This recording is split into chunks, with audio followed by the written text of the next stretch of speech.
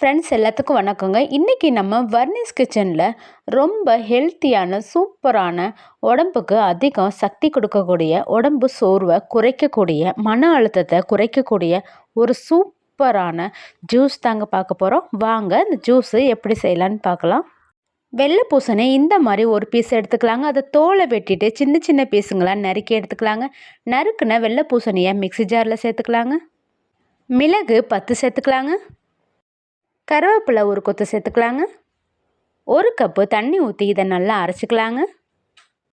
அரைச்ச வெள்ளை பூசணி ஜூஸை இந்த மாதிரி வடிகட்டி வச்சு வடிச்சுக்கலாங்க. தினமும் காலையில் இந்த வெள்ளை பூசணி ஜூஸை குடித்தால் உடல் எடை தொப்பை குறையுங்க.